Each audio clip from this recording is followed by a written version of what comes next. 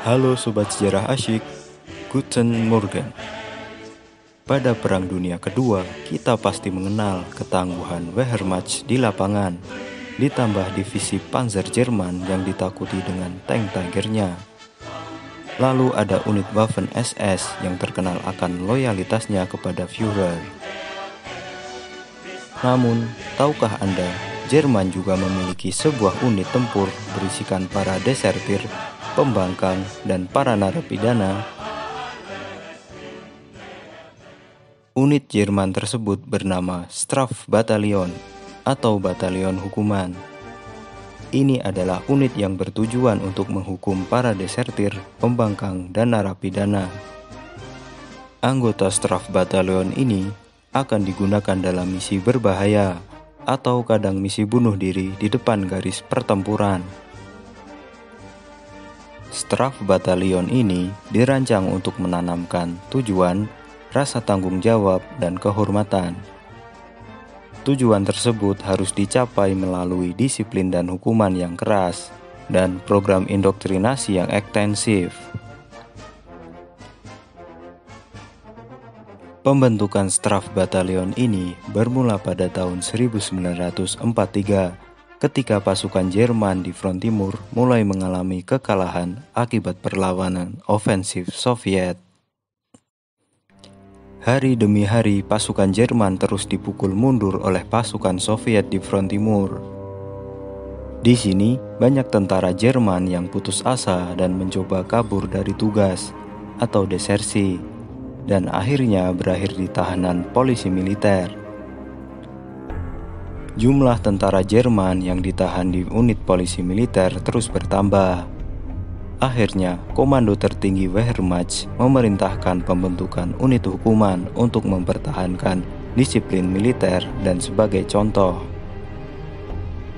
unit Strafbataillon ini berada di bawah kendali polisi militer Jerman.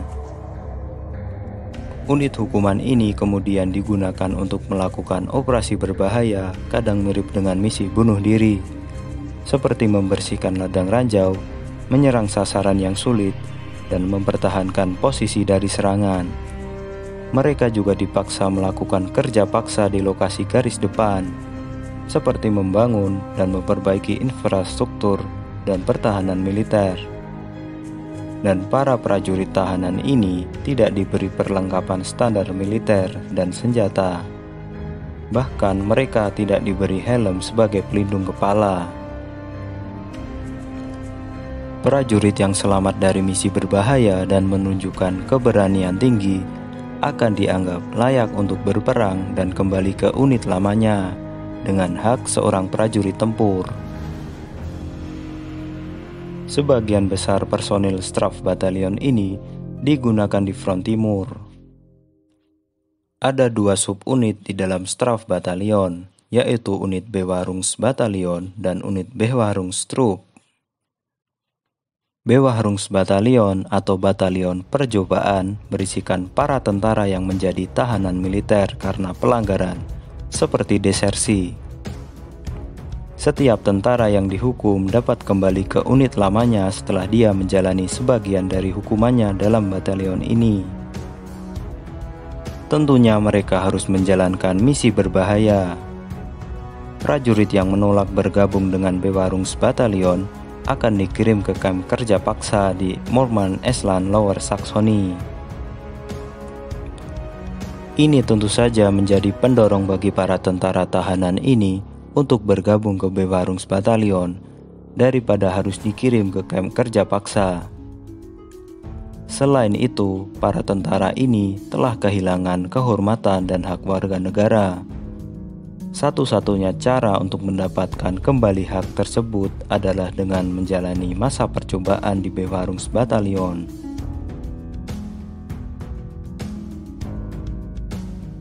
Selama Perang Dunia Kedua, kurang lebih ada 27.000 tentara yang menjalani hukuman di unit Bewahrungsbataillon. Mereka diawasi dan diperintahkan oleh perwira terpilih.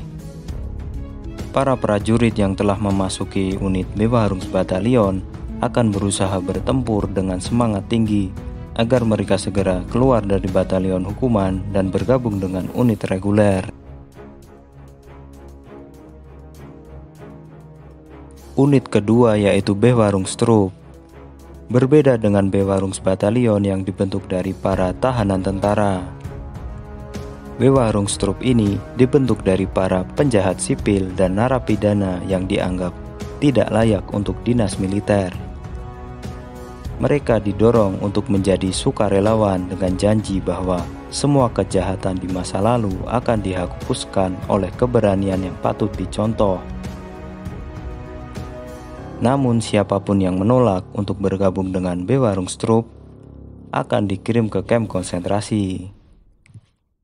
Tercatat ada 28.000 tentara yang bergabung dengan unit tersebut, dan sepertiga di antaranya adalah tahanan politik yang menentang rezim Hitler. Unit ini awalnya bertempur di Afrika Utara dan kemudian dikirim ke front timur. Beberapa unit ini juga digunakan sebagai pasukan garnison di Yunani. Namun karena banyak dari tahanan yang merupakan tahanan politik yang menentang rezim Hitler, beberapa ratus tentara dari unit ini membelot ke sekutu.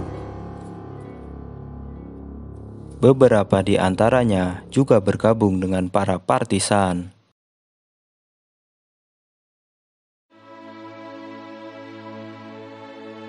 Di akhir perang, jumlah tentara Jerman yang melarikan diri dari tugas atau desersi terus meningkat. Para tentara Jerman ini dipaksa untuk terus bertempur walau mereka menyadari negaranya akan kalah. Tentunya tentara Jerman tidak seperti tentara Jepang di Pasifik yang tidak mengenal kata menyerah. Tentara Jerman masih memiliki rasa takut dan pemikiran yang logis.